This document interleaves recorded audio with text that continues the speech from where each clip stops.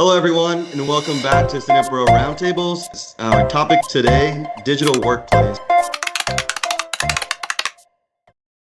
It's really everything that you need to get the job done is your digital workplace. And that can include everything from the hardware, like your phone or your PC, to everything that's on that PC that you use. Every application that you use that you can log in, all of that is digital workplace. So it's really everything that you need to actually get your job done is part of the digital workplace. That's the simple way that I try to explain it. What has been biggest challenges in managing a digital workplace department, division, work stream, what have you? Where have you seen past challenges? I think one of the biggest challenges with running digital workplace from a department perspective, but also kind of how do you get that environment working, is the distributed nature of the work that you have to do in digital workplace. The switching from technologies and doing the context switching, it's a mental load that it takes to run that department because you have everything from your experience, your service desk, your desk side support, those kind of things. So what experience is happening, but then all the different technologies that you have to deal with. How do you secure those technologies?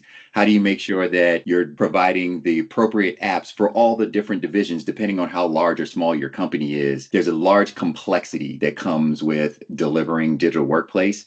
And as you run that, you understanding how they all play together, dependencies between the two, and then ultimately, how do you deliver effective outcomes with a positive experience, right? Especially when you have to balance across all of those aspects, because you can have the greatest technology in the world that no one knows how to use, right? Or you can have something that's really easy to use, but doesn't actually help you get the job done. And then how do you balance those together, right? I know Jay probably going to talk about that as he's pulling all those pieces together. How do you balance the needs of the many versus the cost element that you have, and how do you deliver that experience? Like, to me, those are the biggest challenges. Yeah, you hit Mike, you hit a lot of really good topics. They're all equally challenging and important, but you're getting these new technologies, but if the end user doesn't know how to use them, if they're not trained, if they don't, and really if they're not communicated as far as what's the value of this? Why are we doing this? Why are we getting this new technology? Why are we getting this new platform? I was really fine with the last platform we were using. I know how to use it. Well, we have to show that value proposition. We have to communicate, train. Change management is huge. Making sure, how do you ensure the right tools and processes are in place to promote collaboration? Yeah, honestly, I think the biggest thing is to listen, right? You have to listen to the voice of your customer.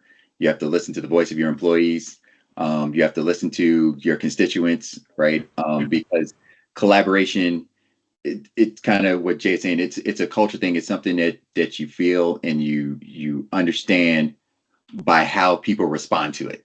So if you put in tools and processes and then you get feedback and people are still not working with each other, then your tools and processes probably aren't helping.